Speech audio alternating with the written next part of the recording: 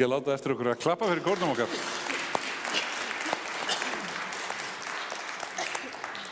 Komið þá blessuð og sæl og velkomin í Guðsþjónustu hér í Lindakirkju í kvöld og við erum með þennan frábæra kór okkar og Óskar Einarsson að sjálfsögðu. En það eru fleiri, viltu ekki kynna hver eru með þér í dag? Veistu hvað heita? Góð leið til að sleppa. Þetta er hann Pétur Erlendsson og Páll Elvar Páls. Við klappa fyrir því. Það er mjög biblíulegt, Pétur og Páll. En það er núna það sem við kalla gleðidagar í kirkjunni sem er alltaf eftir páskana, þá kallum við gleðidaga fram að hvítasunnuninni og þá er talað ennþá það sem er kallað páskahláturinn. Þá er svona venja að segja oft eitthvað skemmtilegt og ég var nú að hugsa hvað maður gæti sagt núna og þá rifjaðist upp fyrir mér af því að ég var í Vatnaskóla helgina og þá fékk maður svona alls konar skemmtilega spurningar frá krökkum sem voru þar, eða stelpum því að þær voru á feðgina helgi þar sem vorum pappar með stelpur í Vatnaskóla og ýmsar spurningar komu fram og þá rifjaðist upp fyrir mér ein skemmtilegsta spurning sem ég hef fengið frá svona barni og það var einu sinni hún spurði hana ef að fuglar fara til Guðs, heldur að þeir gera það ekki? Jú, það vona ég, bara það er fuglasöngur í himnaríki. En verða þeir þá englar? Já, það er góð spurning. Nei, því að þá eru þeir með 4 vængi, sko. Það er ekki alveg séð þennan vinkil. Og svo var líka þetta alltaf skemmtilegt einu sinni þegar ég var að sonur minn, hann var í leikskóla á svona kristilegum leikskóla á KFUM og búinn að læra biblíusögurnar mjög vel og allt og svo er ég að baða hann einu sinni, hann er svona 7 ára og hann er í baðinu eitthvað að horfa á sig og svo er hann að horfa á mig og ég hefði farið úr skyrtunni til að vera ekki allir blautur og var eitthvað að hjálpa honum og þá segir hann með mig, pabbi, hefur þú heyrt það að mennirnir séu komnir á öpum? Hefur þú heyrt það, pabbi? Og ég segi svona, já, það er náttúrulega þróunarkenningin, en vissi hann var nú vel inn í biblíusögunum og sagði, þetta þarf nú ekkert að fara, biblían er ekki vísindabók, það er bara að segja okkur að Guð standa bak í lífinu og hélt eitthvað svona lítinn fyrirlestur í hann í 1 mínútu til að útskýra að það þyrfti nú ekki að útiloka hvort annað. Og hann svona segir allavega, pabbi, ef þetta er satt, svo horfði hann á sig og svo mig, þá er ég miklu þróaðri heldur en þú. Það sá mig bara sem næsta skref í apa. En þetta var nú svona bara til að gleðjast aðeins í upphafi. Við skulum fara með upphafsbæn. Drottinn, ég er komin í þitt heilaga hús til að lofa þig og ákalla og til að heyra hvað þú, Guð, Faðir skapari minn, þú Drottinn Jesús frelsari minn, þú heilagi andi huggari minn, vilt við mig tala í þínu orði. Drottinn, heyr þú lofgjör mína á bæn og opna þú með þínum heilaga anda hjarta mitt fyrir sakir Jesú Krists að ég fyrir þitt orð iðrist synda minna, trúi á Jesú í lífi og dauða og taki framförum í kristilegu hugarfari og lífverðni. Bæn heyr það, ó Guð, fyrir Jesú Krist. Amen.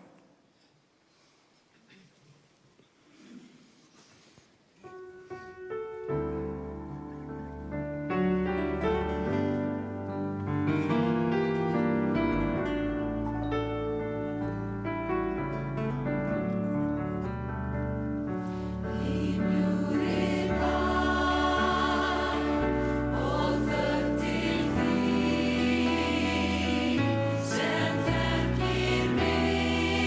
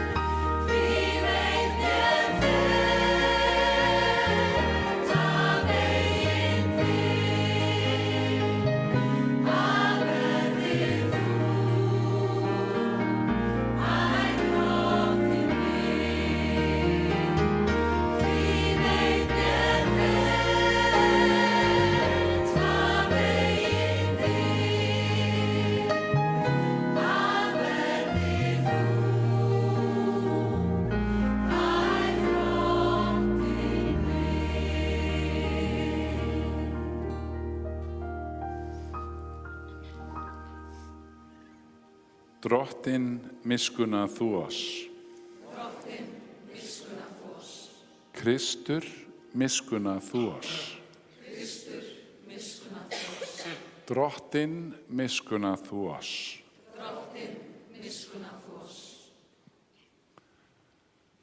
Dýrð sé Guði í upphæðum og friður á jörðu og velþóknun yfir mönnunum. Og við syngjum saman dýrðarsönginn.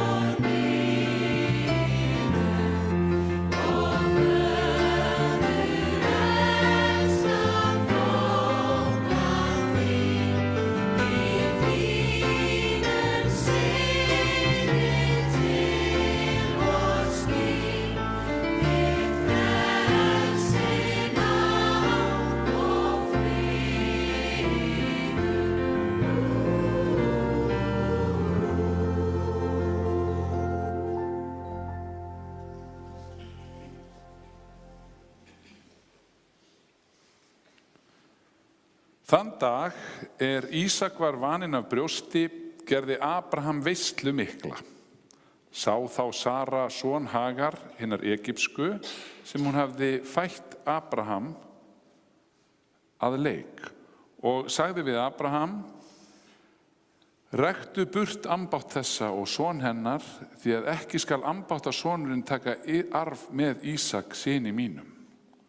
Abraham féllu þessi orð mjög þungt vegna sonar síns, en Guð sagði við Abraham: Lát þér ekki falla þetta þungt vegna sveinsins og ambáttar þinnar. Öllu sem Sara segir skaltu hlýðnast, því að afkomendur þínir munu verða kenndir við Ísak. En ambáttasoninn mun ég einnig gjöra að þjóð, því að hann afkvæmi þitt. Snemma næsta morguns tók Abraham brauð og vassbelg og fékk Hagar. Lyfti drengnum á öxl hennar og sendi hann á braut. Reikaði hún eyðimörkina við Beerseba. Vatnið þraut úr skinnbelgnum, lagði hún drenginn undir runna einn, gekk þaðan og settist skammt undan eins og í örskotsfjarlægð, því hún hugsaði: Ég vil ekki horfa á drenginn deyja. Og hún tók að gráta hástöfum. Þá heyrði hún grát sveinsins og engill Guðs kallaði til Hagar af himni og sagði: Hvað amar að þér, Hagar? Óttast þú ekki, því að Guð hefur heyrt grát sveinsinn þar sem hann liggur. Stattu upp, reistu drenginn á fætur og leiddu hann þér við hönd, því að ég mun gera hann að mikilli þjóð. Og Guð lauk upp augum hennar, svo hún sá vasslind, fór og fyllti vassbelginn og gaf drengnum að drekka. Guð var með sveininum og hann óx og settist að í óbyggðunum og gerðist bogmaður. Hann hafðist við í Paranóbyggðum og móðir hans tók handa honum konu frá Egyptalandi. Þannig hljóðar hið heilaga orð. Og síðari ritningalesturinn kemur úr fyrra bréfi Jóhannesar hins almenna, en þar segir: Af þessu munum við þekkja að við erum sannleikans megin og munum geta friða hjörtu okkar frammi fyrir honum. Hvað sem hjarta okkar kann að dæma okkur fyrir, því að Guð meiri en hjarta okkar og þekkir allt. Þið elskuðu, ef hjarta dæmir okkur ekki, þá höfum við djörfung til Guðs. Og hvað sem við byggjum það fáum við hjá honum, því að við höldum boðorð hans og gerum það sem honum þóknanlegt. Og þetta hans boðorð, að við skulum trúa á nafn sonar hans, Jesú Krists, og elska hvert annað, samkvæmt því sem hann hefur gefið okkur boðorð um. Þannig hljóðar hið heilaga orð.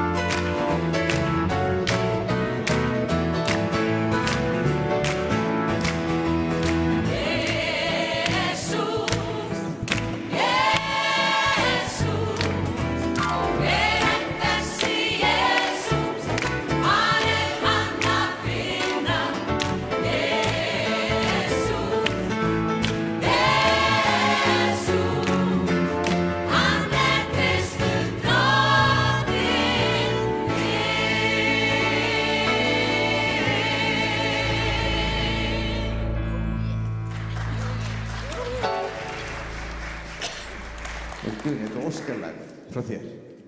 Hvað segir þið? Þetta lag var óskarlag. Þetta var nefnilega óskalag, sérstaklega höfum ég elska þetta lag og það var ennþá meira núna þegar það orðnir 3 í hljómsveitinni. Sko. Takk fyrir og það passa nefnilega sérstaklega við texta dagsins að því að við hér var sungið Jesús, hver er þessi Jesús? En það fyrsta sem er spurt í texta dagsins eða Guðspjallinu hver ert þú? Er Jesús spurður. Og nú bið ég ykkur sem er auðvelt með að rísa úr sætum við heyrum heilagt Guðspjall sem ritað hefur Guðspjallamaðurinn Jóhannes. Fólki spurði hann þá, hver ert þú? Og Jesús svaraði því, sá sem ég hef sagt ykkur frá upphafi. Margt hef ég yður að tala og fyrir margt að dæma, en sá sem sendi mig er sannorður og það sem ég heyrði hjá honum, það tala ég til heimsins. Fólki skildi ekki hvað hann var að tala við þá föðurinn. Því sagði Jesús, þegar þér hefjið upp mannssonin, munu þér skilja að ég er sá sem ég er og ég ger ekkert einn og sér. Heldur tala ég það eitt sem faðirinn hefur kennt mér. Og sá sem sendi mig er með mér, hann hefur ekki látið mig einan, því að ég geri ætíð það sem honum þóknast. Þegar hann mælti þetta, fóru margir að trúa á hann. Þannig hljóðar hið heilaga Guðspjall. Lof sé þér Kristur. Og þá játum við okkar heilugu trú. Ég trúi á Guð, föður almáttugan, skapara himins og jarðar. Ég trúi á Jesú Krist, hans engason, drottinn vorn, sem getin er af heilugum anda, fæddur af Maríu mey, píndur á dögum Pontiusar Pílatusar, krossfestur dáinn og grafinn. Steig niður til heljar, reis á 3. degi aftur upp frá dauðum, steig upp til himna, situr við hægri hönd Guðs föður almáttugs og mun þaðan koma að dæma lifendur og dauða. Ég trúi á heilagan anda, heilaga almenna kirkju, samfélag heilagra, fyrirgefningu syndanna, upprisum mannsins og eilíft líf. Amen.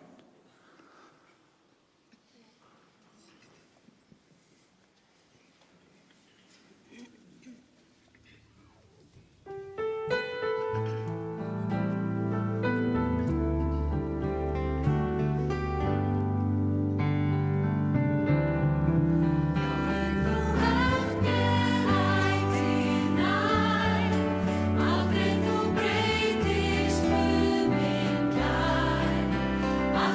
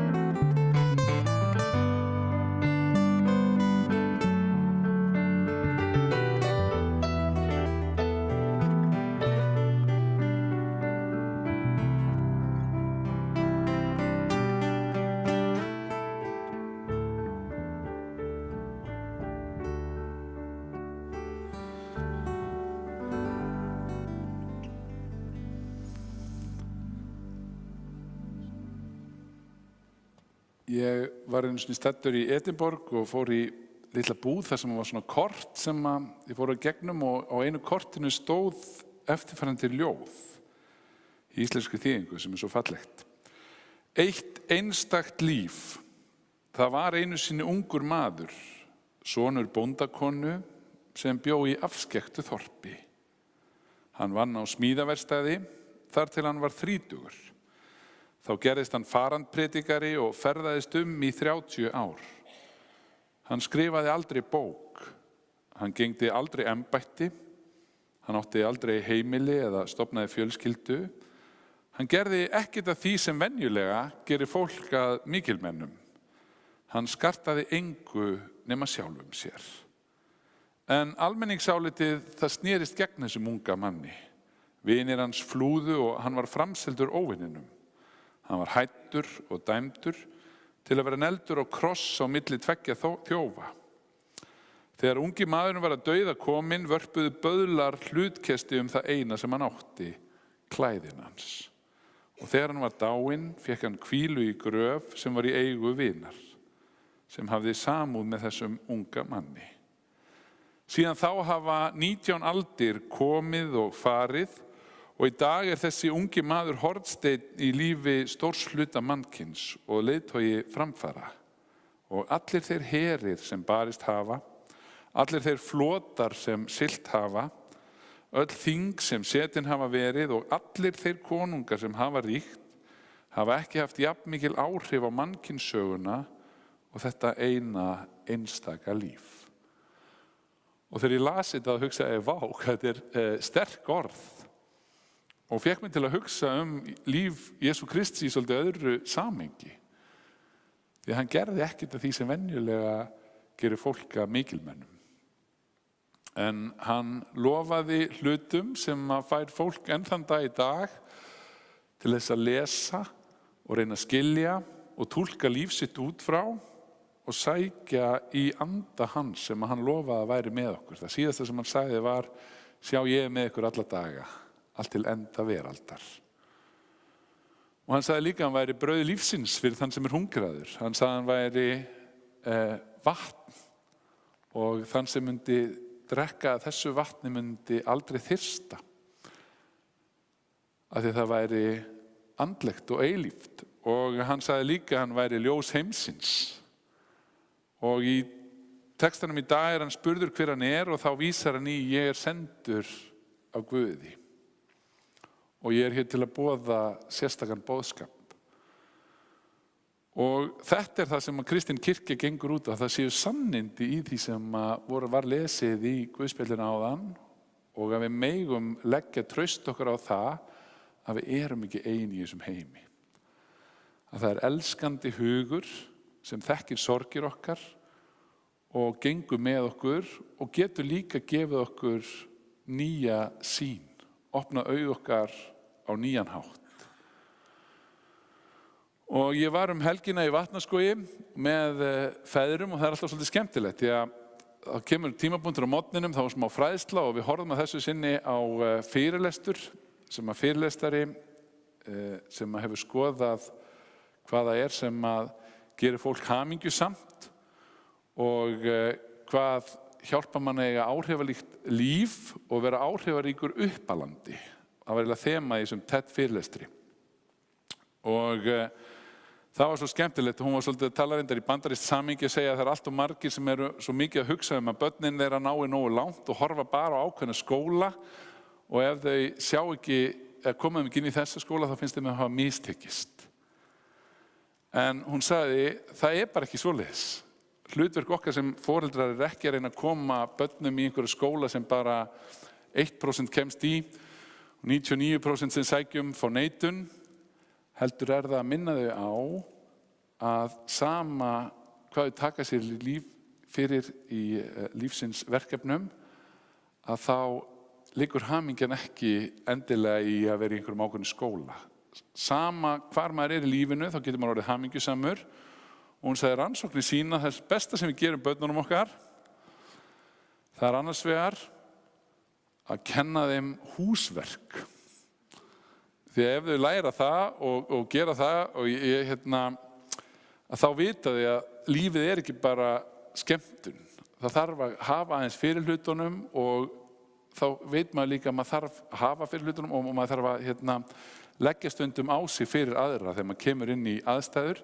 Hlutir gerast ekki að sjálfum sér. Og svo sagði hann, en hitt sem skiptir öllu máli er nefnilega það sem við missum stundum sjónar af. Við erum svo mikið að hugsa, nú á ég þetta barn, ég ætla að reyna að gera alltaf besta fyrir það og það skal sko ná almennilegum árangri í íþróttum. Það skal sko ná almennilegum árangri í skóla. En það skiptir í rauninni mjög litlu máli þegar að öll á botni hvort, sérstaklega sagði hann, ef þú hefur ekki kærleika og lætur ekki barnið þitt vita og finna að það er elskað nákvæmlega eins og það er, að þá verður það ekki sérstaklega hamingjusamt. Þá getur það bara orðið óhamingjusam sportstjarna. Og þá fór ég að hugsa að einn af þjálfurunum hjá syni mínum, hann tók sér frí núna og skrifaði bréf fyrir í vetur sem vakti dálítið mikla athygli að því hann var aðeins að tala að við foreldrar værum kannski búin að missa svolítið sjónar af því sem skipti máli. Og það er að aukast mjög að foreldrar mæti á mikið af æfingum barnanna. Þegar ég var að alast upp, þá voru bara 3 eða 4 foreldrar á mótunum með börnunum. Það voru bara farastjórarnir, en núna, og þetta er reynda líka margt jákvætt við það er mjög gaman að fara og fylgja barninu og Akureyrarmótinu og allt þetta. En hann sagði, það verið að hafa samband við þjálfara, akkur er þú ekki búin að setja son minn í liðið eða dóttur mína og þau verið að skipta sér af einhverju. Og hann sagði, er þetta eðlilegt? Og er líka eðlilegt að senda þau skilaboð að þetta sé það sem skiptir mestu málinu? Er maður að setja sömu skilaboð í lærdóminn hjá barninu eða myndi maður fylgja því með barninu í hvern einasta skóladag eins og maður mætir í hvern einastu æfingu og var aðeins að gera grína þessu. Það var góð grein og eftir tektarverð en við pabbarnir fórum að tala það út frá því sem fyrirlesturinn sem við horfðum á gekk út á að hún fullyrti bara það eina sem þú þarft að gera sem foreldri Númer 1, 2 og 3 er að þegar barnið þitt kemur heim úr skólanum að þá leggjur allt frá þér, horfir á það og segir hvernig var dagurinn þinn? Og leyfir því að finna þú ert elskuð eða elskaður nákvæmlega eins og þú ert. Og svo var hann svolítið skemmtileg og sagði, jafnvel þó að dóttir mín, þegar hún kemur sem unglingur heim og ég segi hvernig var skóladagurinn og mér langar helst að vita hvernig gekk í stærðfræðiprófinu hjá henni, að þá sagði hann, hvernig var skóladagurinn? Já, hvað var til dæmis skemmtilegast? Það var hádegismaturinn, hann var langt skemmtilegastur. Þá sagði hann, þá á maður bara að horfa og segja, í alvöru, segðu mér frá því, mætum þeim bara það sem þið eru. En við erum ekki alltaf að hugsa árangur, því að ef maður finnur að maður er elskaður og skiptir máli, að þá er líklegra að maður nái áfram. Og þetta er akkurat það sem að Jesús var kominn í heiminn líka til að sýna okkur. Hann mætti fólki með augum elskunnar. Hann sá virði í hverjum og einum sem hann mætti og hann hefði ekki þurft að hlusta á hann fyrirlestur eins og við pabbarnir þurftum svo rækilega áminningu að því að fyrir honum var virði í öllum sem hann mætti. Og þannig eigum við að reyna að mæta fólki líka og það er svo gott við Jesú og við Biblíuna, mínum dómi, að það er svo auðvelt að tapa sér í hinu, að finnast eitthvað hafa klikkað og nærði ekki þessu sæti eða hinu árangri, en leggjum það bara frá okkur og reynum að setja jafnmikinn tíma og mesta tíman í það að hugsa, er ég að elska fólki í kringum mig? Er ég að elska börnin mín? Er ég að elska fjölskylduna mína? Því að þegar öll eru botnin hvort er sannindi í því sem að Biblían boðar okkur að kærleikurinn er mestur. Og þá ætlum við að fá næsta lag.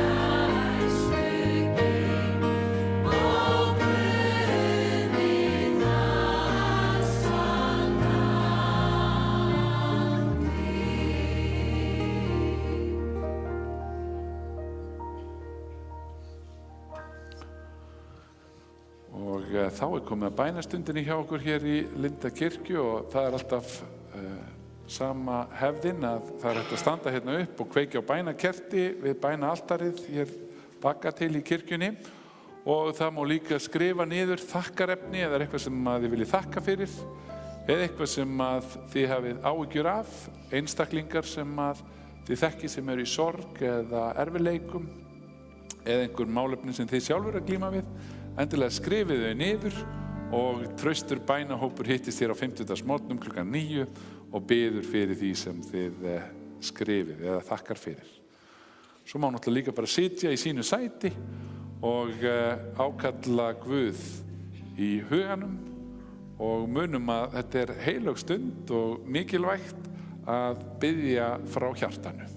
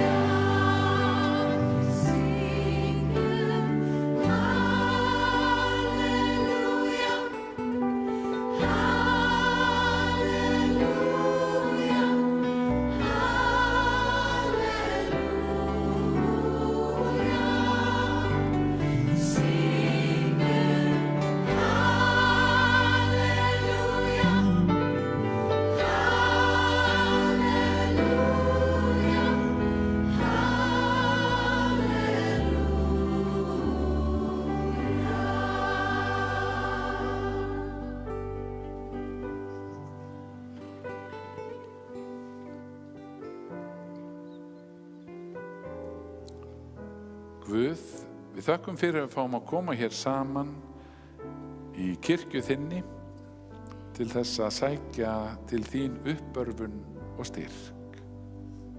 en líka visku og leiðsögn. Þakka þér fyrir alla bænirnar sem hér voru beðnar í hljóði og líka þær sem skrifaðar voru niður og þau bænaljós sem voru tendruð. Á þessari stundu viljum við sérstaklega biðja fyrir þeim sem eigum sárt að binda vegna sorgar og söknuðar.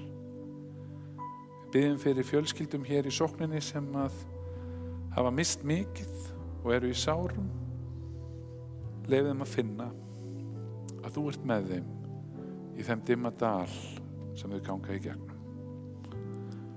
Við biðjum líka fyrir öllum þeim sem að við viljum hugsa til á þessari stundu sem að glíma við sjúkdóma og veikindi og erfiðleika og nefnum þau í hljóðri bæn.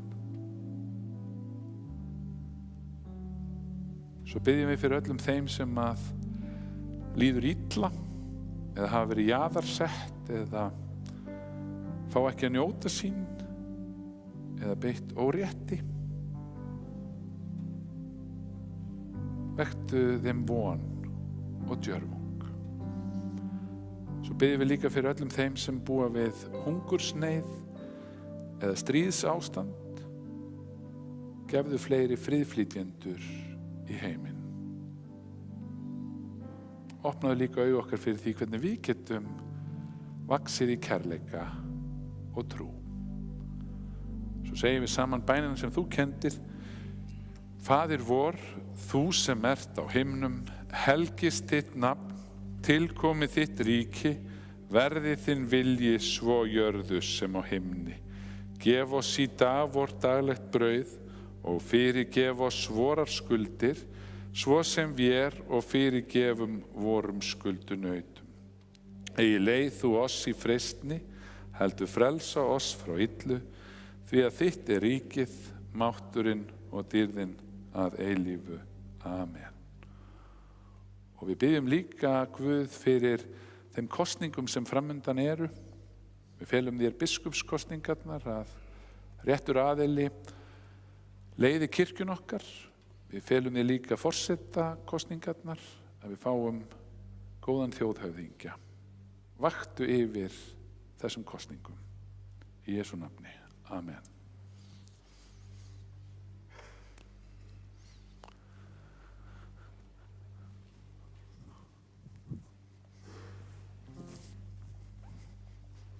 Guðni labba bara niður, hann veit ekkert hvað gerist næst. Ég tek bara við ætlum að taka eitt lag í lokin. Já. Ekkert mál. Á ég að taka blessun? Þetta er að auglýsa eitthvað. Má ég þá auglýsa ef þú ert ekki? Jú, þetta er smá mér að verða á í messunni. Ég ætla að auglýsa, það er hérna 1. maí, þá er barnakórinn og úlingagospelkórinn með loka tónleikana sína, vortónleikana, það er frítt inn. En við erum hins vegar alltaf að safna fyrir turninum hérna, af því að við ætlum að fá lift í hann, svo að sé hægt að komast niður, bæði inn í geymslurnar með dót sem við þurfum að geyma þar. En fyrst og síðast erum við að safna fyrir því að öll börn sem koma hérna í starfið geti farið niður og tekið þátt í starfinu sem þar er í okkar fínu aðstöðu hérna í kjallaranum. Og það verður tekið á móti frjálsum framlögum á þessum tónleikum sem eru núna 1. maí klukkan 5 hérna í Lindakirkju. Og það var nú svona það helsta sem ég ætlaði að auglýsa. Svo bara minna á starfið eru auðvitað allt inn á lindakirkja.is. Vinavoðir á morgun, mánudag og fimmtudag er eldri borgara samvera og svo er sunnudagaskólinn næsta sunnudag klukkan 11 og guðsjónusdag klukkan 8. Það má segja frá því að þú mátt bara fá seti. Já, takk. Farin að stjórna. Að unglinga- og gospelkórinn og barnakórinn voru tóku þátt í stóru tónleikadegi í sumardaginn 1. og þau gjörsamlega slógu í gegn. Kórarnir okkar hérna í kirkjunni. Ég var mjög stoltur að sjá myndböndi. Nokkrir hérna eiga börn í kórnum sem hér eru og barnabörn. Það er svo gamalt fólk hérna. Ég á líka barnabörn hérna. Og það var alveg frábært, séðan. Frábært. Og ég skora okkur að mæta. Þetta verður ekki stund sem þið sjáuð eftir þið mætið. Þetta verður... Nú ætlar að segja eitthvað meira, ok? Ég ætla bara að segja að það er meira sem hægt að sjá inn á Lindakirkju Facebook-síðunni þar sem við taka það þarf fólk eins og því. Bæði lögin sem þau sungu allavega ein. En nú ætlum við að enda með smá trukki og dífu. Við erum með tónleika sjálf, 20. maí, annan í Hvítasunnu. Stebbi Hilmars, þið viti hver það var, eða er. Sorry, þetta var óvart. Og hann ætlar að syngja nokkuð sálarlög með okkur og svo ætlum við að syngja gospellögin okkar og verður svaka flott stuð. Og við erum með Palla og Pétur og Binni verður með okkur á trommur líka, þannig að endilega mæti.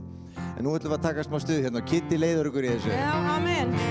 Þið til í smá gospel?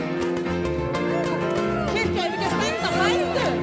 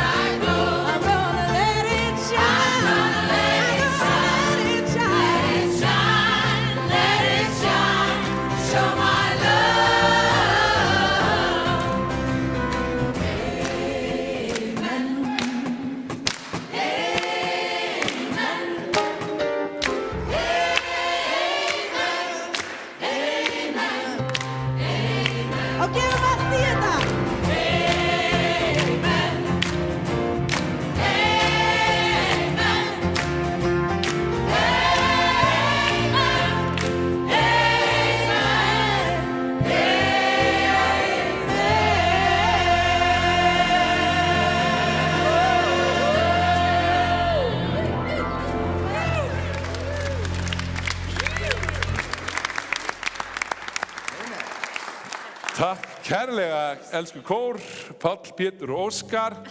Og þá erum við sendt út með hérna drottinlegu blessun. Drottin blessi þig og varðveiti þig. Drottin láti sína ásjónu lýsa yfir þig og sé þér náðugur. Drottin upplifti sínu augliti yfir þig og gefi þér sinn frið. Í Jesú nafni.